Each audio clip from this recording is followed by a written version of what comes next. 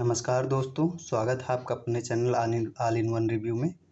आज मैं आपको बताऊंगा कि IPVV मोबाइल में दर्पण ऐप लॉगिन करने के बाद डे बिगिन करने के पश्चात कितने समय बाद हमें डे एंड करना है और साथ ही कितने समय बाद अपन को जनरेट वोटर रिपोर्ट करना है। तो जानकारी उपलब्ध हम आपको करा रहे हैं और वीडियो में आप लगातार बने रहें। अगर आपको कोई डाउट होता है या कोई क्वेरी होती है तो आप कमेंट बॉक्स में पूछ सकते हैं। और वीडियो पसंद आए तो चैनल को सब्सक्राइब और लाइक करना ना भूलें। तो चलिए दोस्तों, अपन दर्पण ऐप को लॉगिन कर लिए हैं और साथ ही हम डे बिगिन भी कर चुके हैं। अगर हम कोई ट्रांजैक्शन किए हैं तो हमें DOP से संबंधित सेविंग बैंक से रिलेटेड कोई भी ट्रांजैक्शन तो उसका हिसाब एंट्री नहीं करना है इसमें। अपन को अगर हम IPPV का कोई ट्रांजैक्शन किए हैं या कोई अकाउंट ओपन किए हैं, विड्रॉल किए हैं, तो उसका बस हमको यहाँ पे हिसाब IPPV के आइकॉन जो दिख रहा है उसमें टिक करके जितने अपन विड्रॉल किए हैं, डिपॉजिट किए हैं, इसमें हिसाब एंट्री कर देना है। ठीक है। इसके पश्चात मैंने आपको DOP का जो सेविंग स्कीम है उसके लिए तो मतलब ऐसा कुछ भी नहीं है कि आप उसको डाटा सेव करना है, वो ऑटोमेटिक हिसाब में आ जाएगा। पासबुक से रिलेटेड RD, सुकन्या जो भी हैं स्कीम्स, तो सिर्फ अपन को IPPV का डाटा एंट्री करना है। जितने भी ट्रांजैक्शन डिपॉजिट विड्रॉल किए हैं IPPV में हमें हिसाब लेकर के, और सारे काम अगर कंप्लीट हो गए तो उसके पश्चात अपन डे एंड कर देंगे। ध्यान रहे दोस्तों, डे एंड होने के बाद आप दोबारा ट्रांजैक्शन नहीं कर सकते हैं। आज का कार्य यहाँ से आपका समाप्त हो जाता है।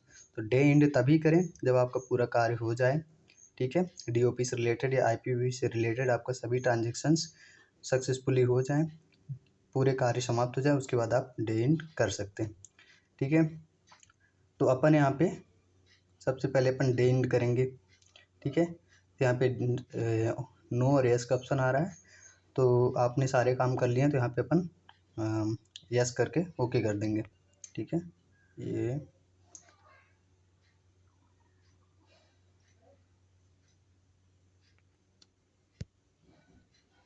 यहाँ पे आप देख रहे हैं कि डे एंड जो है तो सक्सेसफुल हो चुका है। अब हम यहाँ पे ओके पे क्लिक करेंगे। अब हम अगर IPPV के कोई अकाउंट ओपन किए हैं, ठीक है, या कोई डिपॉजिट विड्रॉल किए हैं, तो यहाँ पे डेट डाल करके उसका हिसाब जितना भी विड्रॉल डिपॉजिट किए हैं इसमें एंटर करके सेव कर लेंगे। तो यहाँ पे अपन आज का डेट डालेंगे। डेट डालने के बाद अपन ये सर्च पे क्लिक करेंगे तो कुछ यहाँ पे डिपॉजिट और विड्रॉल दोनों का ऑप्शन आ जाता है। अगर आपने डिपॉजिट किया है तो यहाँ पे अमाउंट शो करेंगे, जितने अकाउंट ओपन किए हैं या जिसका भी पैसा आप डिपॉजिट किया है यहाँ पे अपन एंटर डिपॉजिट अमाउंट पे फिल करेंगे। और अगर अपन किसी को पेमेंट किए हैं IPPV से तो यहाँ पे हम अमाउंट डाल करके सबमिट कर देंगे, तो अपना IPPV का डाटा जो है तो DTR transaction daily transaction report में ऑटोमेटिक सेव हो जाएगा।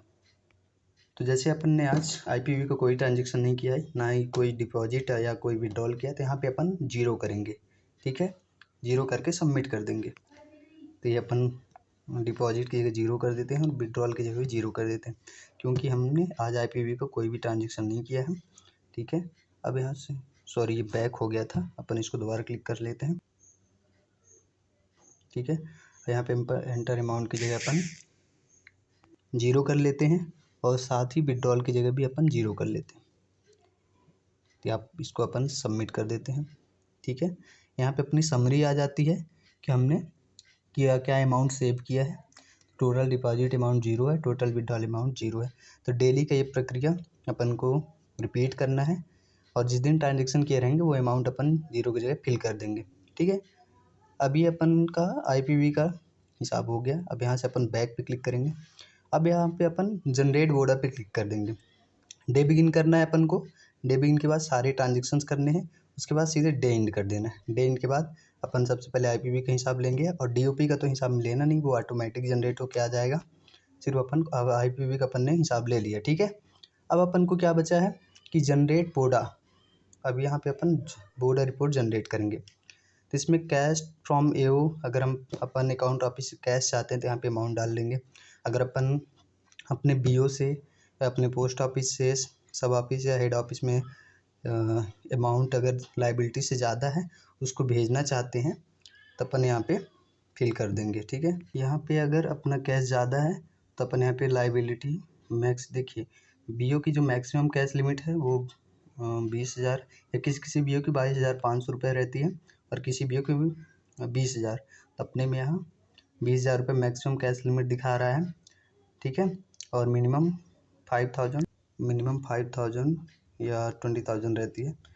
और यहाँ पे लाइबिलिटी रीजन एक्सेप्ट करना है। अगर अपना कैश जो है लिमिट से ज़्यादा है तो अपन अकाउंट ऑफिस कैश भेजेंगे, ठीक है। अगर नहीं भेज रहे हैं तो अपन को यहाँ पे लाइबिलिटी एक्सेप्ट करना पड़ेगा।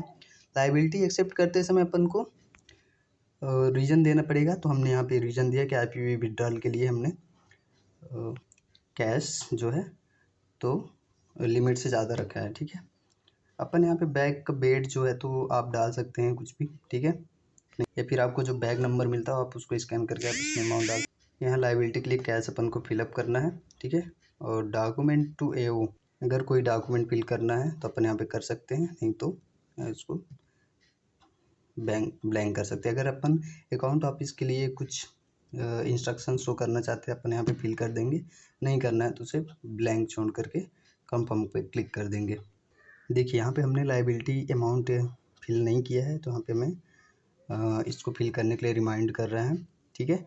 तो ये जो 6,971.9 जो अमाउंट दिखा रहा है तो इसे अपन लाइबिलिटी में फिलअप कर देंगे। तो देखिए हमने बॉर्डर रिपोर्ट जनरेट कर लिया है।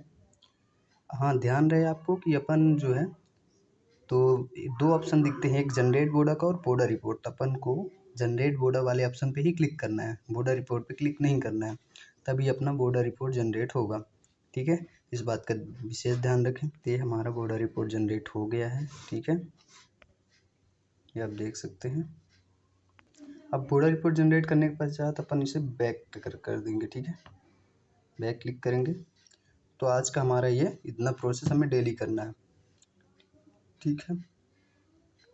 अब हमें जब भी अब कल दूसरे दिन के लिए अगर हमें डे बिगिन करना है तो हम डे बिगिन इजीली कर पाएंगे, क्योंकि हमने डे एंड के पश्चात जनरेट बॉर्डर अपन ने जनरेट कर लिया है, ठीक है। अपन को तो आपको मैं मेन 3 पॉइंट बताना चाहूँगा कि अपन को मेन प्रोसेस है पहले डे बिगिन के बाद आप सारे ट्रांजेक्शन कीजिए, जमा निकासी का जो भी है, एसबी, एसएसए, आरडी, सुकन्या, ठीक है। उसके पश्चात आप आईपीपीवी का कोई ट्रांजेक्शन कीजिए। आईपीपीवी का ट्रांजेक्शन करने के बाद उसको हिसाब में लेना है, और आरडी, सुकन्या, एसबी इनका हिसाब में नहीं लेना है, ये ऑटोमेटिक आ जाएगा, ठीक। तो ये जब अपन फिल कर लेंगे, ठीक है, उसके बाद अपन जनरेट बॉर्डर पे क्लिक कर देंगे तो अपना आज का कार्य समाप्त हो जाएगा, पूरा हो चुकेगा। तो यही प्रक्रिया में डेली करनी है, ठीक है, डेली रिपीट करना है। तो आपका ये हो गया दर्पण ऐप में लॉगिन करने के पश्चात ट्रांजेक्शन के बाद की पूरी प्रोसेस, ठीक है। तो ही आपको डेली अपने बीओ में सारे काम करने हैं इस दर्पण ऐप के थ्रू, ठीक। तो आज के लिए इतना ही, और वीडियो पसंद आए तो लाइक, कमेंट, सब्सक्राइब करना ना भूलें। और इस वीडियो में जुड़े रहने के लिए आप सभी का बहुत बहुत धन्यवाद। नमस्कार।